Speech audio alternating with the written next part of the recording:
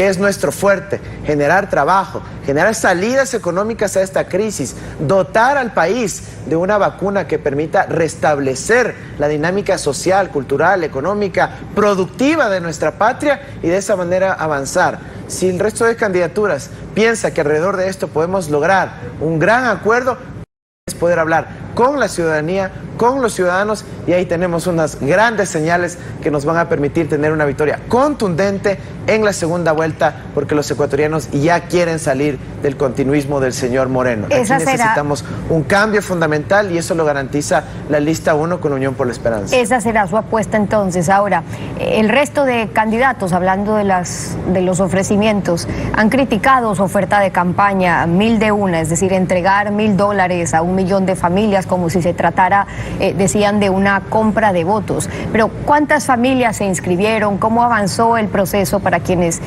puedan calificar, avanzaron esa campaña? Mira, lo que estamos hablando es una transferencia por emergencia económica.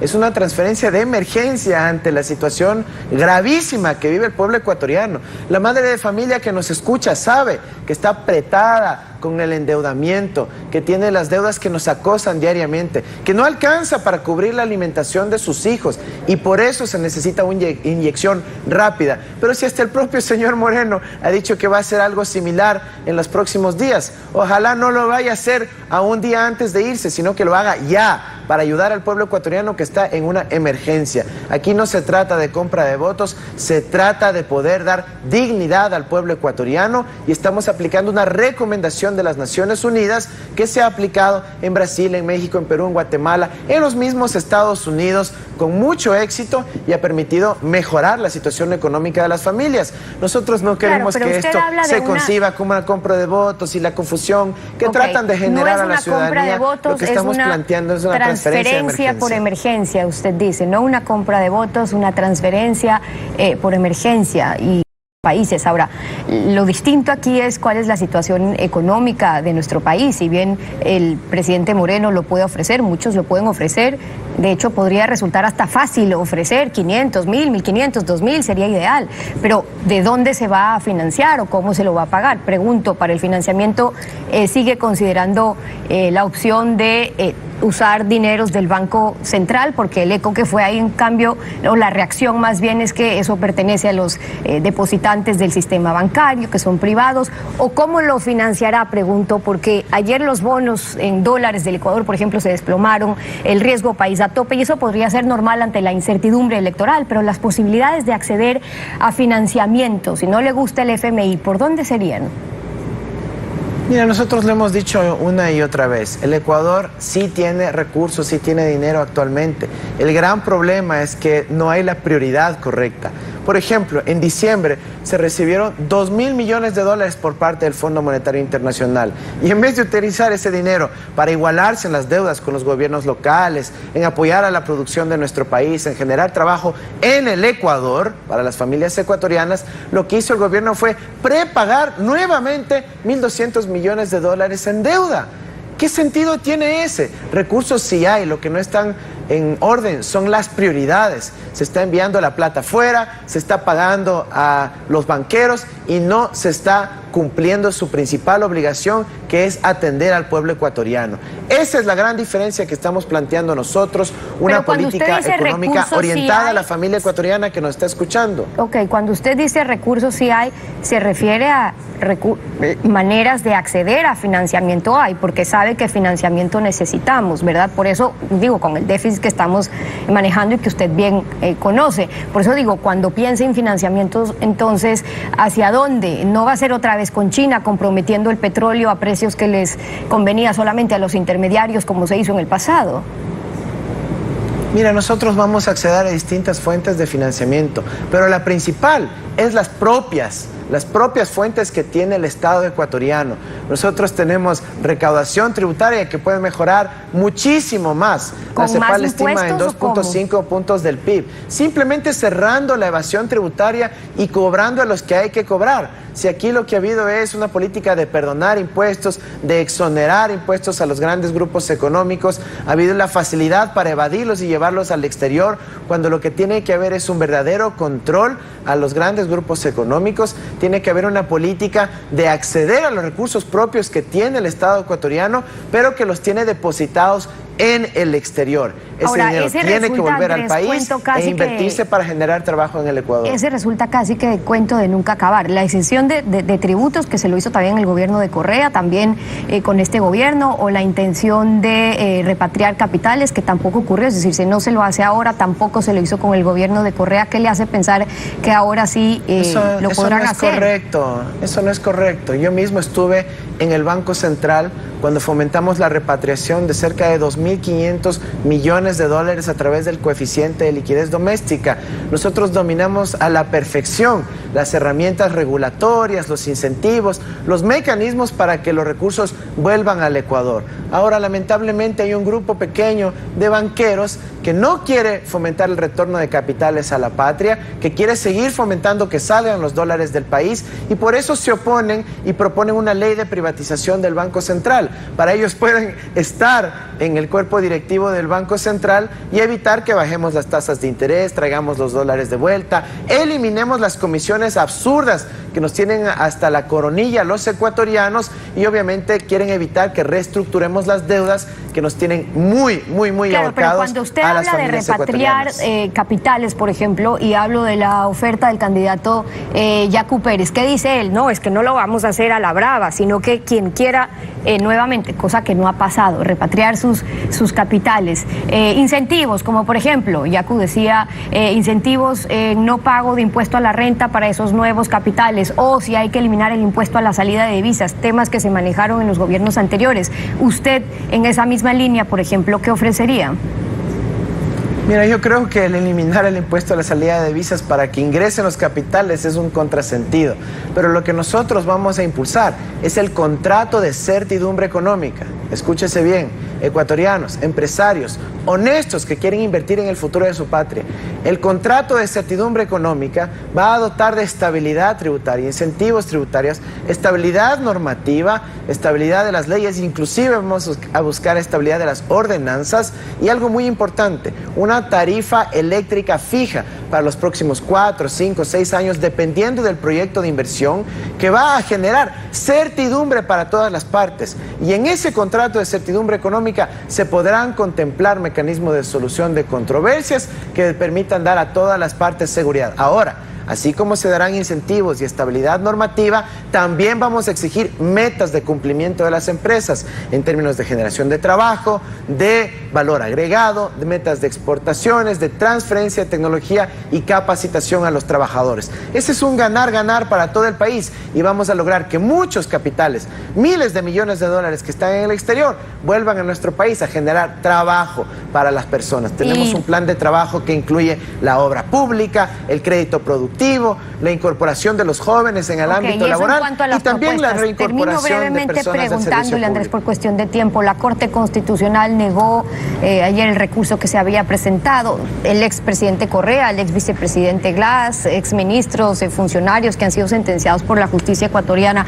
Usted había dicho que esperaba que los jueces revisen la decisión, pero si están agotadas las instancias nacionales, si usted llega a ser presidente, ¿cómo va a ser para tener al expresidente Correa de asesor como advertido, o es que ya ahora sí plantea un indulto? Mira, no se han agotado las instancias porque en el ámbito penal hay dos recursos adicionales, que son el recurso de revisión, el recurso de fraude procesal, si es que lo decide otro juez, y esos pues están ahí vigentes, ¿no? Se podrán aplicar más adelante si así lo desean las personas involucradas. Pero ahora nuestra prioridad no es estar analizando el pasado, sino pensar en el futuro. El Ecuador tiene muchos desafíos y retos por delante, tiene una crisis económica y social que nos vamos a comprometer a resolver, y aspiramos que la mayoría de los ecuatorianos entiendan que esa es nuestra prioridad de corto plazo, esa es la prioridad que tenemos de forma inmediata, resolver la crisis económica, la crisis de salud que estamos viviendo. Son las respuestas y las propuestas de Andrés Arauz, el candidato presidencial de Unión por la Esperanza UNES, el candidato que pasa a la segunda vuelta en estas elecciones. Gracias por venir a Contacto Directo.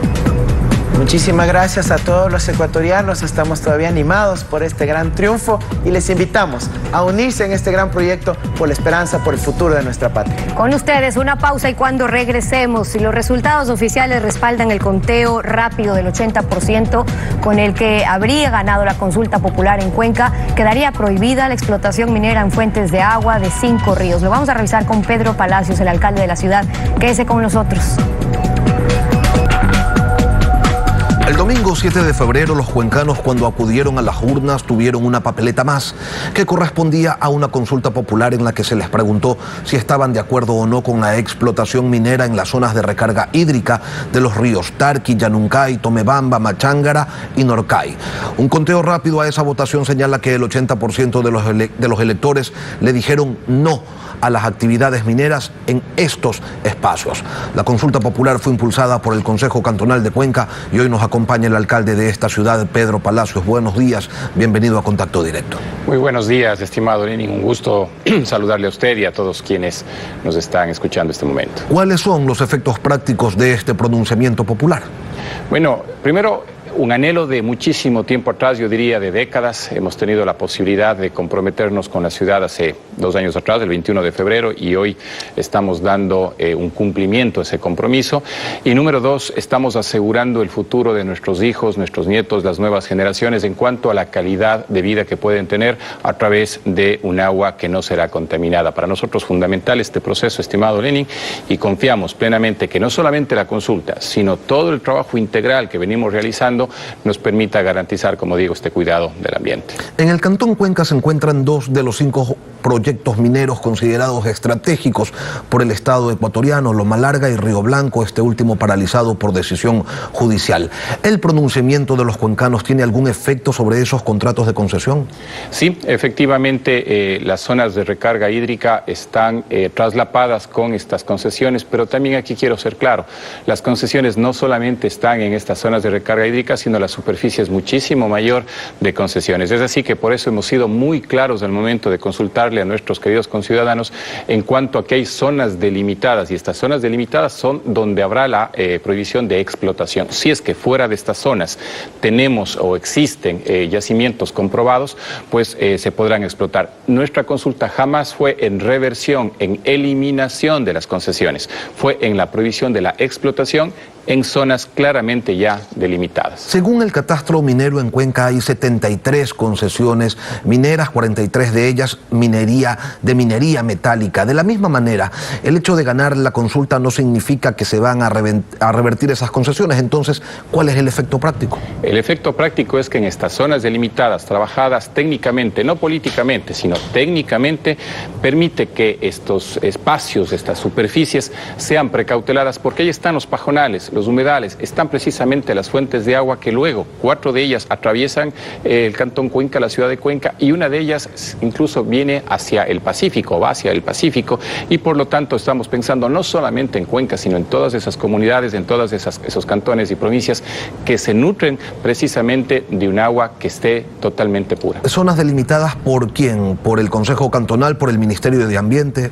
La zona delimitada fue trabajada por etapa en coordinación con el Ministerio del Ambiente, pero fue trabajado por etapa. El siguiente paso, Lenin, es precisamente validar con el Ministerio del Ambiente estos puntos georreferenciales, y una vez que eso está determinado, pasa al Plan de Desarrollo y Ordenamiento Territorial, que lo venimos trabajando desde el año pasado, y seguramente para el mes de abril ya estará en primer debate en el Consejo Cantonal. Distintos son los criterios que se exponen en contra del extractivismo y a favor del cuidado del medio ambiente. Quienes defienden, en cambio, la explotación minera señalan que cada vez hay mejores prácticas, que la actividad genera recursos y movimiento económico en una economía como la ecuatoriana que requiere precisamente de dinamizadores. Estamos, le pregunto, alcalde, ante un dilema, tomando en cuenta que no hay señales claras de avanzar hacia una economía post-extractivista de la que muchos hablan sin que se evidencien allí tampoco acciones concretas que demuestren que se avanza hacia ella. Permítame dividirle en dos la respuesta. La primera, nosotros no estamos en contra de la minería, estamos a favor de cuidar el agua. Puede ser que suene igual, pero es completamente diferente. Por eso es que son zonas delimitadas y fuera de esas zonas delimitadas puede darse esos procesos de explotación, número uno. Número dos, personalmente, y esto lo digo categóricamente, me he reunido no una, algunas ocasiones con el sector minero y les he preguntado frontalmente, como este momento lo estoy haciendo en cámaras, ¿ustedes pueden garantizarme que no va a haber contaminación? Se han quedado callados, porque saben que por más buenas prácticas, por mejor tecnología que exista, así la probabilidad de contaminación sea pequeña, el riesgo es demasiadamente elevado, por un lado. Por otro lado, nosotros creo que como país ya debemos dejar de estar siempre queriendo sustentar nuestra economía a través de lo que es la explotación de recursos naturales no renovables. Tuvimos un boom petrolero en los años 70, hace 10 años atrás tuvimos excelentes precios de petróleo. ¿Y qué hemos sacado con eso? Tal vez asistencialismo, o necesitamos realmente hacer un cambio en la forma correcta de generar la economía en nuestro país. A través del valor agregado de productos, de servicios, tenemos mucho, pero muchísimo potencial. Le comento, Cuenca es la ciudad per cápita más industrial del país y no necesariamente está dependiendo de temas mineros para salir adelante. Alcalde, aun cuando algunos sostienen que esta resolución popular solo tiene efectos e interés para los cuencanos, no es así definitivamente, y es que los ríos desembocan en otras cuencas y en su recorrido riegan y abastecen territorios que ya ni siquiera están en el Azuay, y a veces es agua para agricultura y a veces es agua para consumo humano. Estos 5 ríos, ¿a qué otras provincias, qué otras poblaciones son beneficiadas aguas abajo? En el caso del Norcay, al venir sus afluentes hacia el Pacífico, tenemos las comunidades de Cuenca, pero luego de eso tenemos la provincia del Guayas, la provincia del Oro. En el caso de los otros ríos está la provincia del Azuay, pero justamente posterior a eso se va a las provincias del Oriente y, como usted ha indicado, hay vastas y extensas áreas de cultivo. Pero si usted me permite, no solamente es la consulta, esto tiene que ser integral y eso es lo que venimos trabajando a través de la creación o de la ordenanza que se aprobó en segundo debate para crear las áreas de conservación y uso sostenible. Más de 20.000 hectáreas este momento ya están colocadas en el máximo, digamos, categoría de lo que es ambiente. Estamos trabajando en lo que es la economía circular, estamos trabajando en los bosques de ribera, estamos trabajando en el reciclaje inclusivo. En fin, hay muchas otras actividades que venimos trabajando. ¿Por qué? Porque la actividad antrópica, es decir, la intervención del hombre, también complica a través del crecimiento de la mancha urbana, a través de la expulsión de la frontera agrícola, que en noviembre del año pasado estuvimos muy cerca de un estiaje, y recordar que en el austroecuatoriano se genera también un porcentaje muy importante de electricidad para todo el país. En esta primera vuelta electoral los alcaldes no fueron actores trascendentales de la campaña, pero para la segunda vuelta los respaldos locales podrían marcar una diferencia. Ante eso, Pedro Palacios se mantendrá al margen o hará público su respaldo ante algunas de las opciones una vez que ya estén definidas. Si usted me permite, como alcalde de Cuenca, yo tengo que sentarme y conversar con los dos candidatos que vayan a la segunda vuelta, porque tenemos temas trascendentales importantes como, por ejemplo, descentralización, delegación, desconcentración de competencias, asignación equitativa de los recursos económicos a través de equidad territorial, la posibilidad cierta de que el Estado, a través del Ministerio de Finanzas, nos permita con el aval soberano conseguir créditos en el exterior, que lo hemos hecho,